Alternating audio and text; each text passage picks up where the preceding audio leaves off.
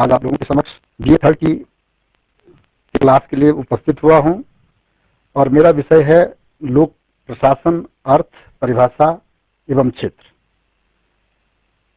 इन सब का जो सैद्धांतिक पक्ष है कि लोक प्रशासन का अर्थ क्या है, परिभाषा क्या है, इससे पहले मैं आपको बताऊंगा कि जो राज्य की जो भूमिका है इसके अतीत में मैं आपको ले जाऊंगा।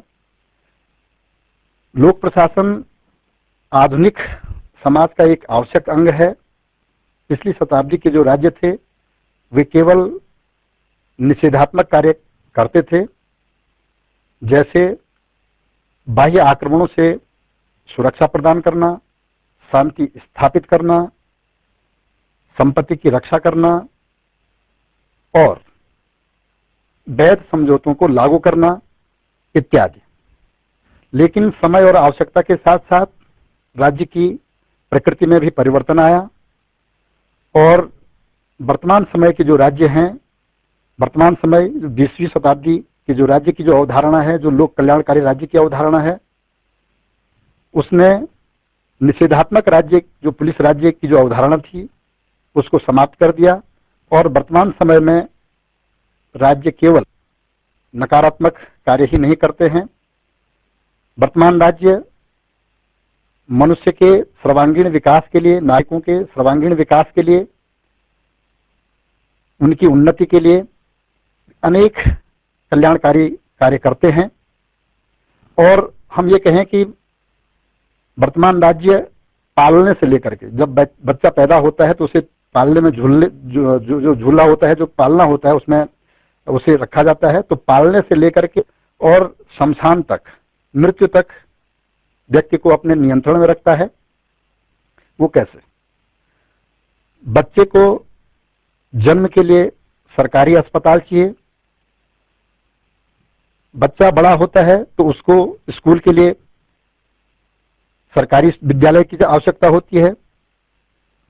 जब वह मर जाता है या उसे फिर नौकरी करनी है तो उसे सरकारी नौकरी चाहिए, सरकारी दफ्तर चाहिए। और जब मृत्यु हो जाती है तो मृत्यु के बाद सरकारी शमशान घाट, बेरोजगारी हो, चाहे प्राकृतिक प्रकोप हो या आवागमन के सभी क्षेत्रों में आज आप राज्य का हस्तक्षेप देख सकते हैं। और राज्य हमारे जीवन में इतना घुल मिल गया है कि हम उसके हस्तक्षेप का हम अनुभव नहीं कर पाते हैं। राज्य मनुष्यों के सर्वांगीण विकास का जो कार्य करता है वह कार्य वह प्रशासन के माध्यम से ही करता है। और बिना प्रशासन के राज्य की नीतियां चाहे कितनी ही अच्छी क्यों न हो, उन नीतियों का जब तक कार्यान्वयन न हो, उन नीतियों का कोई अर्थ नहीं रह जाता है। राज्य की जो समस्त क्रियाएं हैं वह लोक प्रशासन के द्वारा ही की जाती हैं और राज्य की इन दिन प्रतिदिन की जो बढ़ती हुई जो क्रियाएं हैं उनके माध्यम,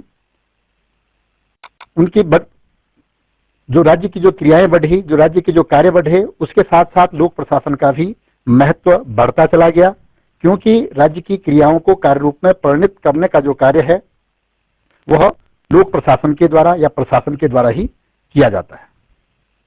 राज्य की सफलता और असफलता इस बात पर निर्भर करती है कि लोक प्रशासन सफल है या असफल है।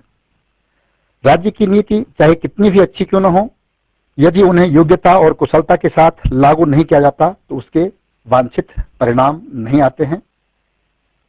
प्रोफेसर डोनहम के शब्दों में कहा जा सकता है कि यदि हमारी सभ्यता असफल होती है तो ऐसा मुख्यतया प्रशासन के पतन के कारण होगा। अब लोक प्रशासन के अर्थ और परिभाषा को जानने से पहले हमें प्रशासन क्या है, प्रशासन के बारे में हमें जानना होगा। प्रशासन संस्कृत का शब्द जो प्र उपसर्ग के साथ शास धातु से बना है, जिसका अर्थ प्रकृष्ट या उत्कृष्ट रीति से शासन करना है। यहां पर जो शासन का जो अर्थ है वह सरकार से है। और जब दो या दो से अधिक व्यक्ति किसी ऐसे कार्य को करने के लिए सहयोग करते हैं जिसे वे अकेला नहीं कर सकते हैं, तो उसमें प्रशासन के तत्व पाए जाते हैं। या हम ये कह सकते हैं कि किसी भी कार्य को पूरा करने के लिए या किसी भी उद्देश्य को पूरा करने के लिए जब सामूहिक प्रयास किया जाता है, तो उस सामूहिक प्रयास का नाम ही जो है लोक प्रशासन है। और सामूहिक प्रयास से ही जो है किसी भी उद्देश्य को प्राप्त किया जाना एक प्रशासनिक प्रक्रिया है।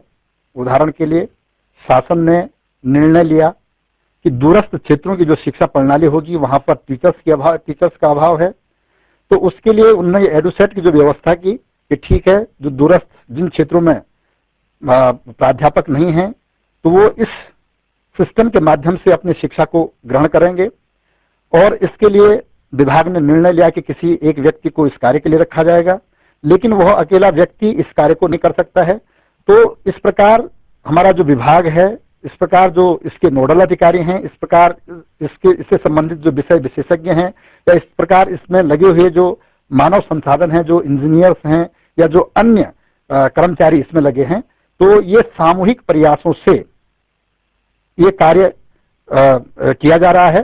तो यही जो है प्रशासन है, ये भी अपने आप में एक प्रशासन है। प्रशासन शब्द का प्रयोग सामान्यतया 4 अर्थों में किया जाता है। मंत्रिमंडल, इसे जो है मंत्रिमंडल का पर्यायवाची भी माना जाता है। दूसरा, सामाजिक विज्ञान की शाखा के रूप में प्रशासन को लिया जाता है।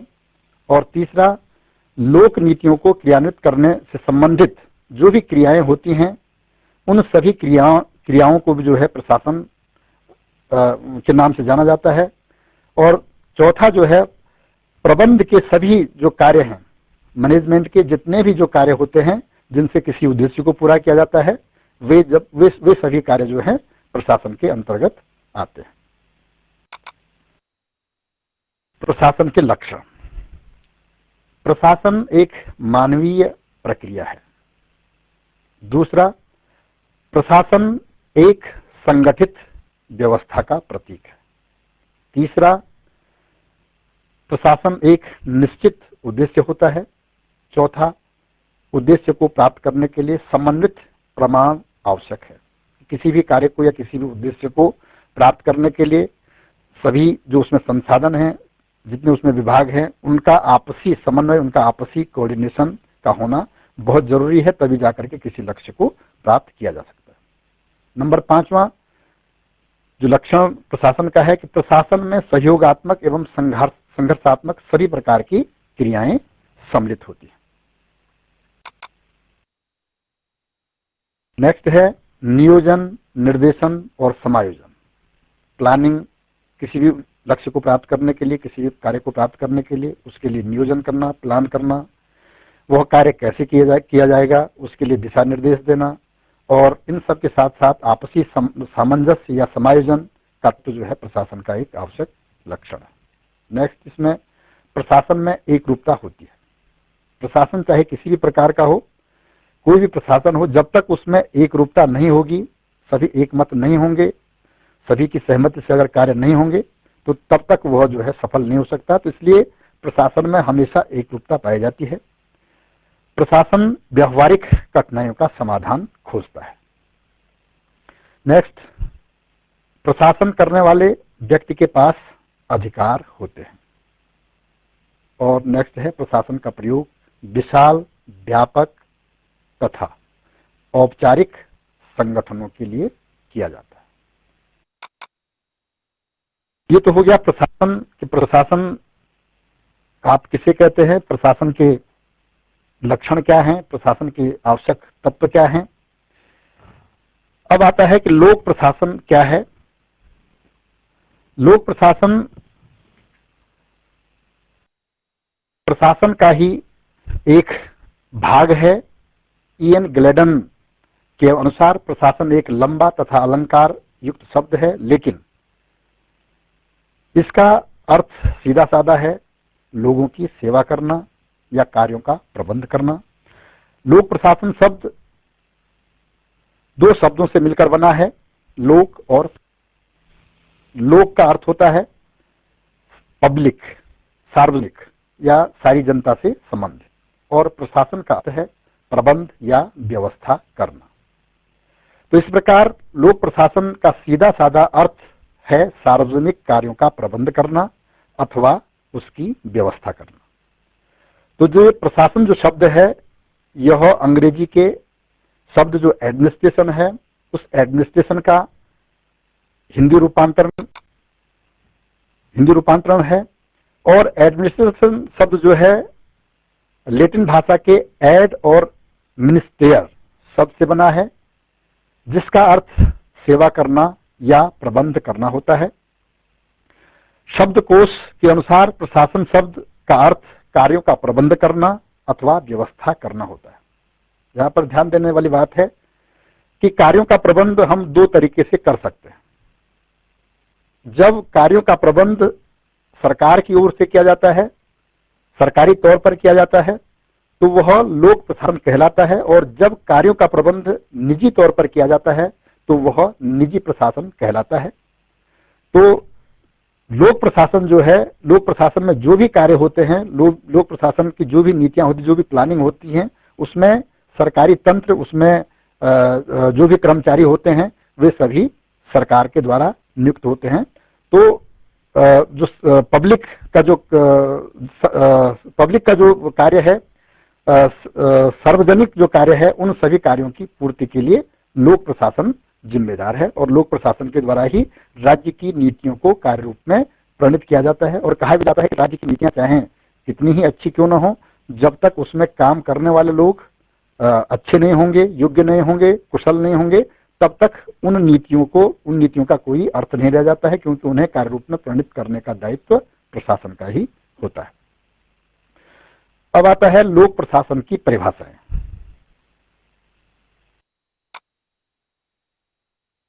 लोक प्रशासन में वे सभी कार्य आते हैं जिनका उद्देश्य सार्वजनिक नीति को पूरा करना अथवा लागू करना होता है। Professor LD. व्हाइट की परिभाषा है। तो प्रोफेसर एल.डी. व्हाइट ने लोक प्रशासन के अंतर्गत उन सभी कार्यों को लिया है, चाहे वह व्यवस्थापिका संबंधी कार्य हो, कार्यपालिका संबंधी कार्य हो या न्यायपालिका संबंधी कार्य हो, तो ये सभी कार्य जो है लोक प्रशासन के अंतर्गत आते हैं। दूसरी परिभाषा विड्रो विल्सन की है, जिन्होंने कहा है कि लोक प्रशासन विधि को विस्तृत एवं क्रमबद्ध रूप में कार्यान्वित करने का नाम है।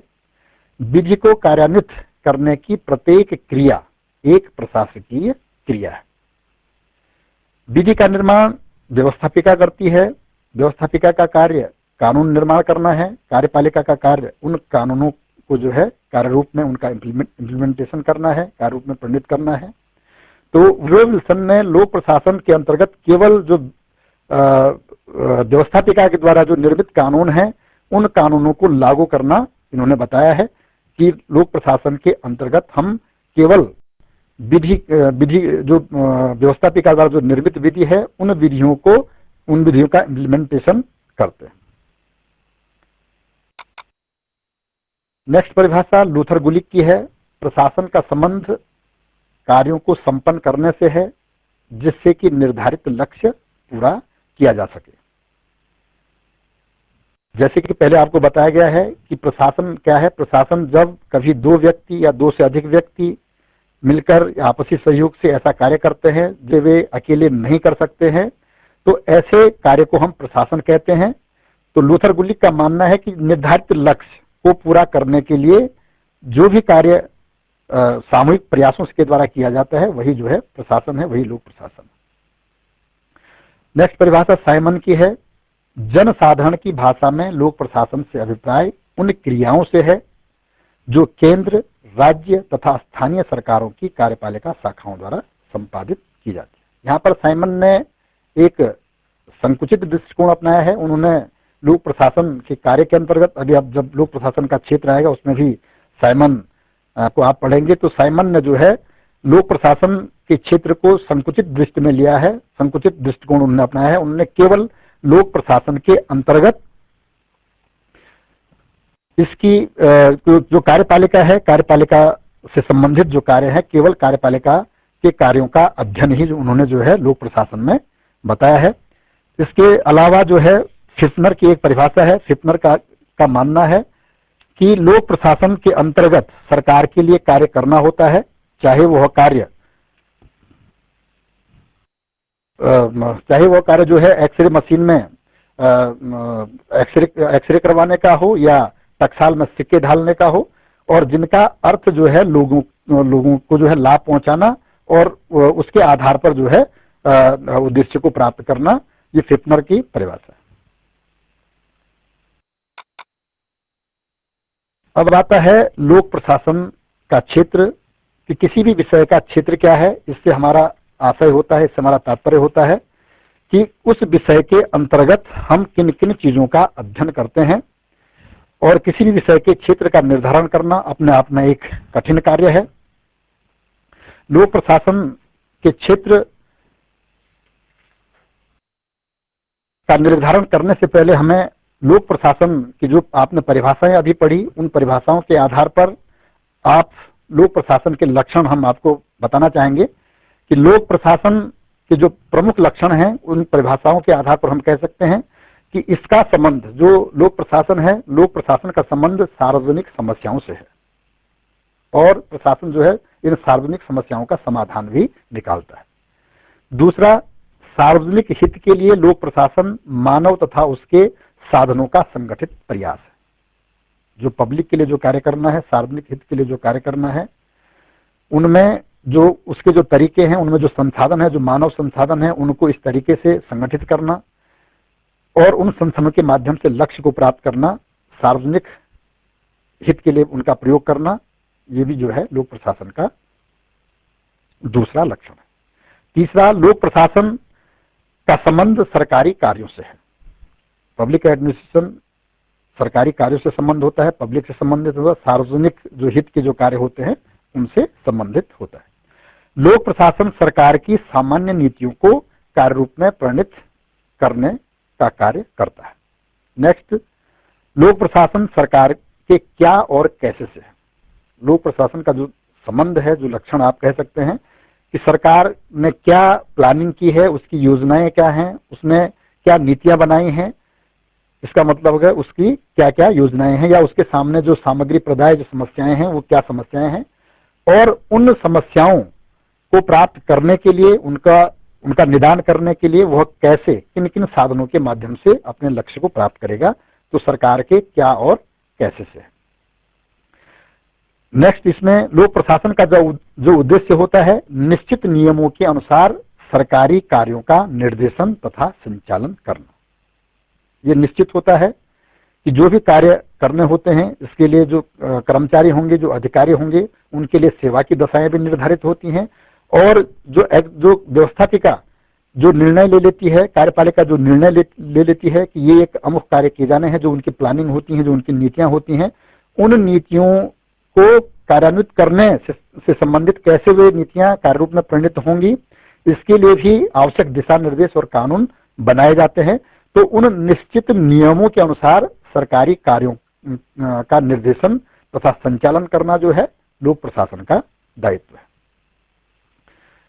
इसके अलावा अब आते हम लोक प्रशासन के क्षेत्र के संबंध में।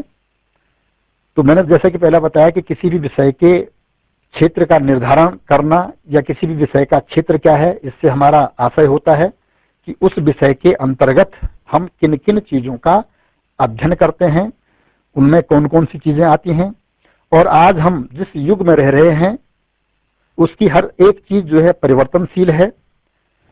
स्वभावतः लोक प्रशासन भी गतियुक्त है, अतः इसका क्षेत्र निर्धारण करना आसान काम नहीं है, वह दिन प्रतिदिन बदलता रहता है। तो लोक प्रशासन के क्षेत्र के संबंध में भी विद्वानों में एक मतता नहीं है, उन्होंने अलग अलग दृष्टिकोण अपनाए हैं। एक और जहां FM मार्क्स इसके क्षेत्र को अत्यंत व्यापक मानते हैं, उनके अनुसार अपने व्यापकतम क्षेत्र में लोक प्रशासन के अंतर्गत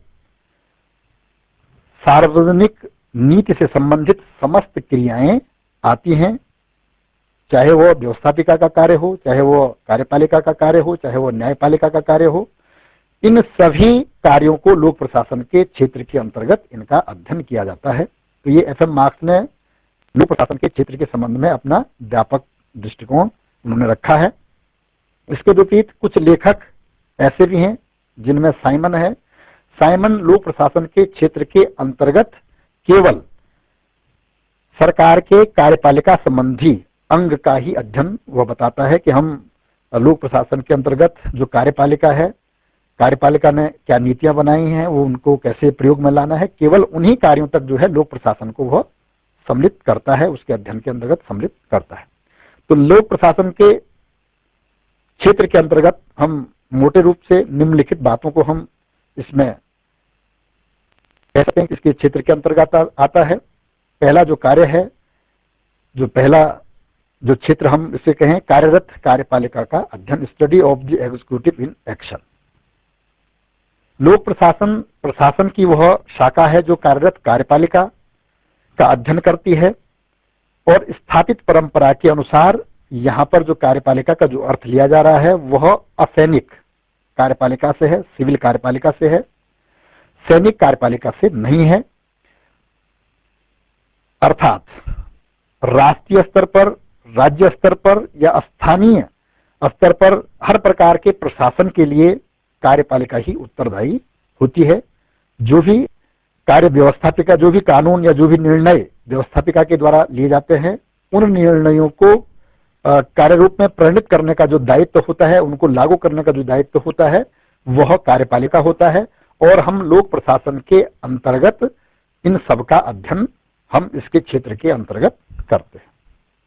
नंबर दूसरा, सामान्य प्रशासन, जनरल एडमिनिस्ट्रेशन से संबंधित जो भी समस्याएं होती हैं, उन सब का अध्ययन हम लोक प्रशासन के अंतर्गत करते हैं।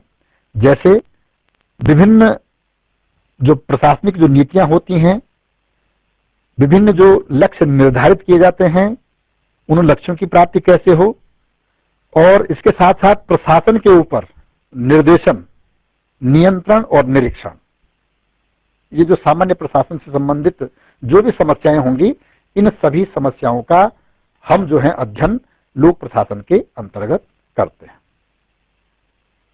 तीसरा पॉइंट है संगठन संबंधी समस्याएं, प्रॉब्लम्स ऑफ ऑर्गेनाइजेशन। लोक प्रशासन, जैसा कि मैंने बताया, प्रशासन का ही एक अंग है और लोक प्रशासन के अंतर्गत इस चीज का अध्ययन किया जाता है कि विभिन्न जो प्रशासनिक जो क्रियाएं होती हैं, विभिन्न जो प्रशासनिक जो कार्य होते हैं, उनको सुचारू रूप से संपन्न करने के लिए जो सेवाएं गठित की जाती हैं, किस किस प्रकार की सेवाएं किस किस कार्य को करने के लिए आवश्यक है, इसका निर्धारण करना, ये सब लोक प्रशासन के अंतर्गत आते हैं। और यहाँ पर भी ध्यान देना होगा कि केवल जो असैनिक, जो सिविल जो कार्यपालिका है, सैनिक कार्यपालिका से यहाँ पर हमारा मतलब नहीं है, केवल असैनिक जो कार्यपालिका है, असैनिक जो सेवाएं हैं, उनसे संबंधित सभी समस्याओं का अध्ययन हम जो है लोक प्रशासन के अंतर्गत करते हैं। और नेक्स्ट नंबर चौथी जो है सेवी वर्ग की समस्याएं, प्रॉब्लम्स ऑफ पर्सनल। सेवी वर्ग, जैसा कि पहले आपको बताया गया है कि राज्य की नीतियां चाहे कितनी ही अच्छी क्यों न हो, उनमें वे नीतियां तभी सफल होंगी जब उनमें कार्य करने वाले लोग कुशल होंगे, क्षमतावान होंगे और योग्य होंगे। तभी जाकर के शासन, सरकार या राज्य अपनी उन नीतियों को लागू कर सकता है या वह सफलता या उद्देश्य वह प्राप्त कर सकता है। इसके लिए सेवी वर्ग की समस्या है, यानी कि उन कार्यों को करने के लिए, उस लक्ष्य को प्राप्त करने के लिए कर्मचारियों की नियुक्ति, अधिकारियों की नियुक्ति, उनकी योग्यताएं, उनका नियुक्ति के बाद उनका शिक्षण, उनका प्रशिक्षण, और इसके अलावा उनकी जो सेवानिवृत्ति की जो की दशाएं हैं या उनके कार्य करने की जो दशाएं हैं, जो सर्विस कोड है या जो कर्मचारी संघ हैं, या उनका जो प्रमोशन होना है, प्रमोशन की दशाएं क्या होंगी, आवश्यकताएं क्या होंगी। तो इन सब चीजों का अध्ययन जो है हम जो है लोक प्रशासन के अंतर्गत करते हैं कि किस प्रकार से लक्ष्य को प्राप्त करने के लिए कर्मचारियों की भर्ती की जाएगी, भर्ती करने के बाद किस प्रकार से उनका जो है शिक्षण प्रशिक्षण किया जाएगा, उनकी कार्य क्षमता बढ़े, किस प्रकार का उनको ट्रेनिंग दी जाएगी और किस प्रकार से उनको जो है प्रमोशन दिया जाएगा। अगर वो अच्छा काम करते हैं तो उनको लाभ भी दिया जाना चाहिए, उनको इंसेंटिव भी दिया जाना चाहिए। तो इन सब नीतियों का अध्ययन हम जो है लोक प्रशासन के अंतर्गत करते हैं। नेक्स्ट इसमें आता है सामग्री प्रदाय संबंधी समस्याएं, problems of supply of materials. लोक प्रशासन के अंतर्गत हम इस चीज का भी हम अध्ययन करते हैं कि विभिन्न विभागों के सुचारू संचालन के लिए या लक्ष्यों के निर्धारण के लिए किस प्रकार से हम जो सामग्री है, जो मटेरियल्स है, बिना मटेरियल्स के कोई विभाग चल नहीं सकता। तो इसलिए कुछ खरीदारी भी करनी पड़ती है। खरीदारी करी तो उसे स्टोर भी करना होता है। स्टोर करने के बाद उसको जहां आवश्यकता है उसके अनुसार उसकी सप्लाई भी करनी पड़ती है। तो किस प्रकार से खरीदारी करेंगे, खरीदारी के क्या नियम होंगे, आप टेंडर से मंगाएंगे या आप कोटेशन बेस पे काम करेंगे या किस तरह से आप विभाग के लिए सामग्री क्रय करेंगे, इन सब का अध्ययन आप जो है लोक प्रशासन के अंतर्गत आप करते हैं। या विभिन्न विभागों से संबंधित जो साज सज्जा का सामान है, जो मशीनों का जो उपकरण है, इन सभी का क्रय जो है लोक प्रशासन के अध्ययन के विषय के अंतर्गत आता है। ये होगी सामग्री प्रदाय संबंधी समस्या। नेक्स्ट आता है वित्त संबंधी समस्या। और ये स्वाभाविक है कि उपरोक्त जितने भी कार्य हैं, चाहे वो कार्यपालिका का अध्ययन हो, सामान्य प्रशासन हो, कर्मचारियों की भर्ती का हो, कर्मचारियों की समस्या का हो या खरीदारी का हो, ये सभी समस्याएं बिना वित्त के या बिना धन के जो है इनका समाधान करना या ये सभी कार्य जो है बिना वित्त के नहीं हो सकते हैं। तो इसलिए लोक प्रशासन के अंतर्गत हम अध्ययन करते हैं कि किस प्रकार से बजट का निर्माण किया जाए, बजट का निर्माण करना, करारोपण करना या वित्त से संबंधित जो आवश्यक जो प्रश्न होते हैं, उन सभी का हम समुचित अध्ययन जो है लोक प्रशासन के अंतर्गत करते हैं। इसके अलावा नेक्स्ट आता है प्रशासकीय उत्तरदायित्व।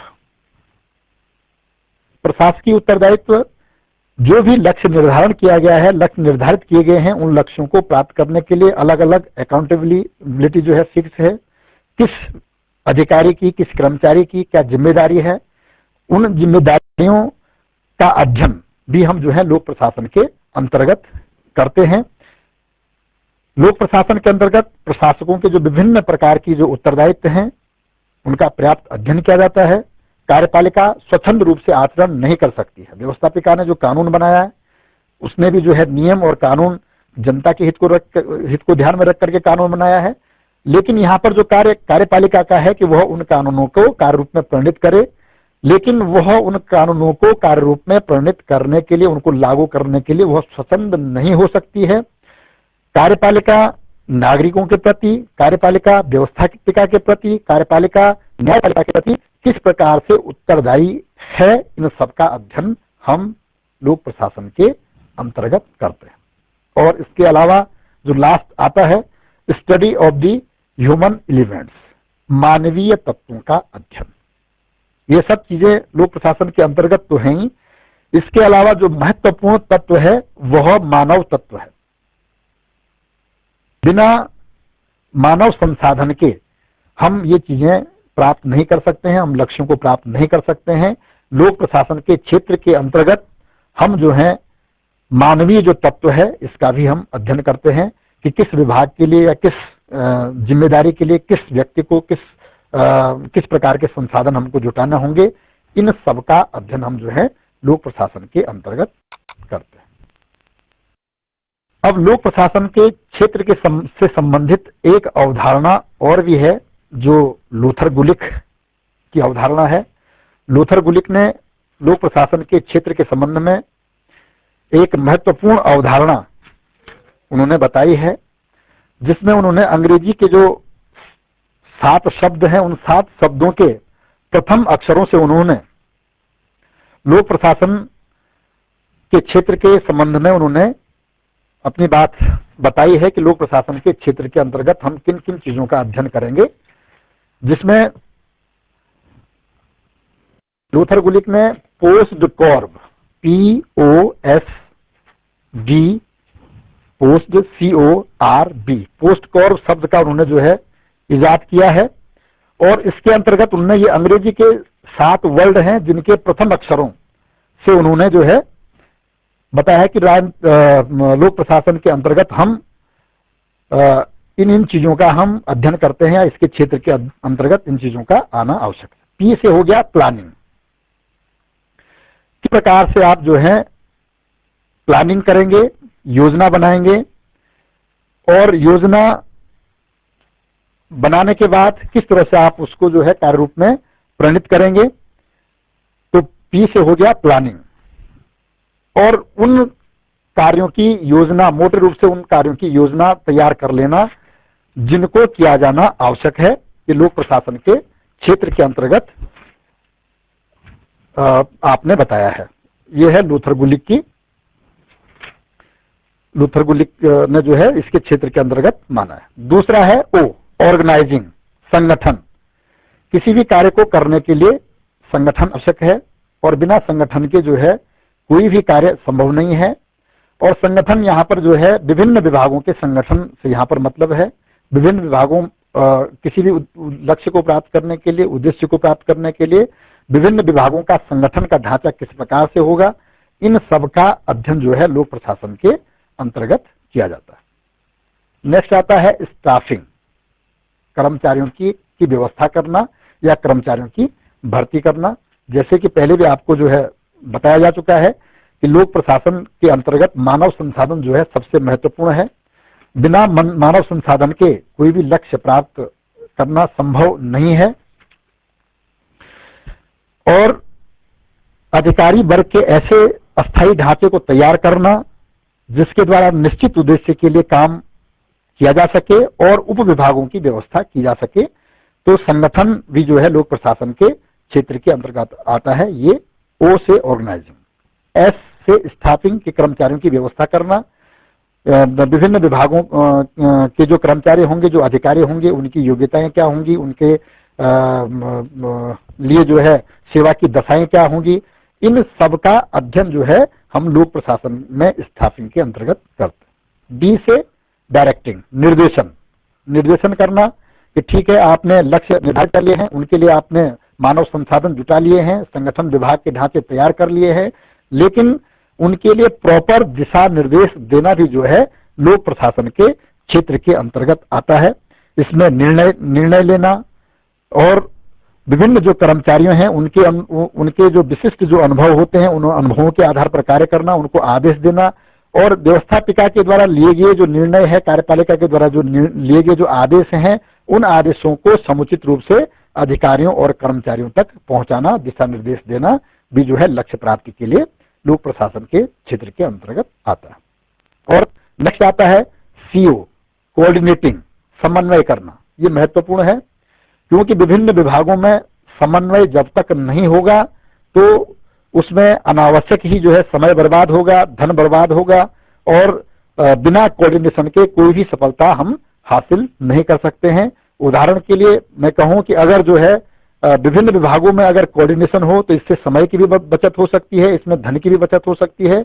आप अपने क्षेत्रों में देखते होंगे कि एक और आप सड़क बनाने से संबंधित जो PWD या जो लोग जो भी विभाग है उसका आप उदाहरण दे सकते हैं कि एक और सड़क बनाने वाले विभाग ने सड़क बनाई।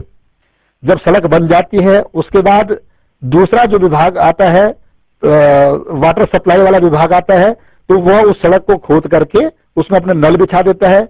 उसने नल बिछाने के बाद उस कार्य को पूरा किया। तीसरा विभाग जो है टेलीफोन वाला आ जाता है, उसने उसको खोद करके फिर उसमें जो है अपने टेलीफोन की लाइन बिछा दी, फिर सीवर लाइन वाले आ गए। तो ये विभागीय जो है समन्वय की कमी के कारण धन भी बर्बाद हो रहा है, समय भी बर्बाद हो रहा है और लोगों को जो है परेशानी भी इसमें उठानी होती है। अगर अच्छा होता कि इन सभी विभागों में समन्वय होता, कोऑर्डिनेशन होता, उस समन्वय के आधार पर पहले ही तय हो जाता कि ठीक है सड़क भी बननी है, पानी का नल भी बिछना है, सीवर लाइन भी बिछनी है।